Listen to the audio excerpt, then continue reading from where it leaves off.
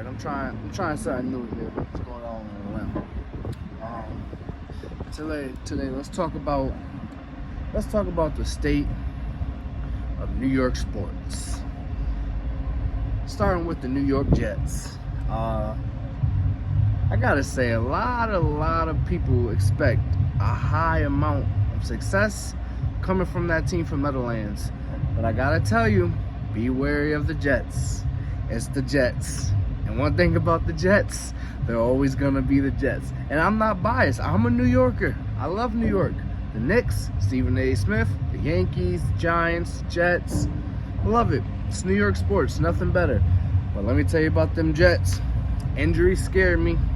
Last season scares me for Aaron Rodgers. It was his worst season as a pro. I understand he had that thumb injury that many say could be the causing factor of, why he had such a down year. But I don't know.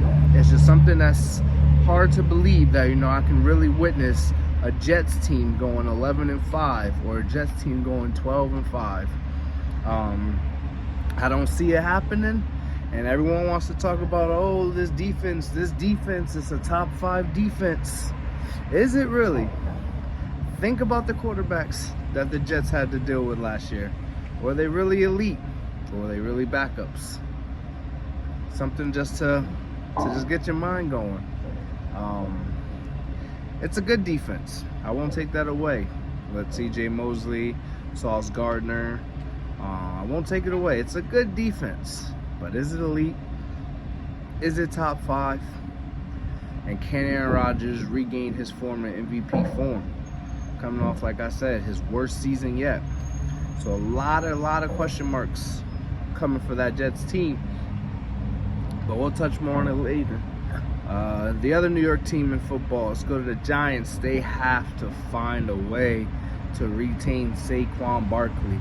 We're talking about one of the most elusive running backs in the game. He's still young. Yes, I know he's had the ACL injury in the past, but he looked to regain form last season, and now he's catching balls out in the backfield. They have to find a way to re-sign him. Now, I'm not saying give him 16, 17, 18 and screw your financials for the next couple years, but that man is the cornerstone to what you want to do in the future behind Daniel Jones. You have to figure it out. You have to.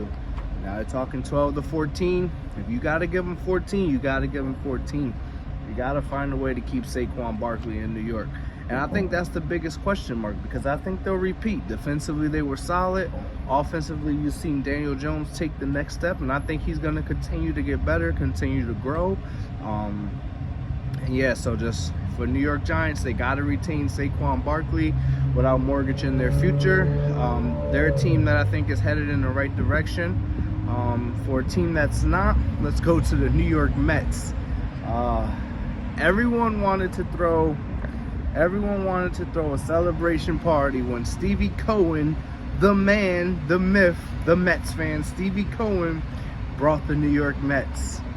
Has he spun money? Yes. Has he spun money wisely? Absolutely yes. But it has not translated to winning. And one thing about New York sports, they only care about winning.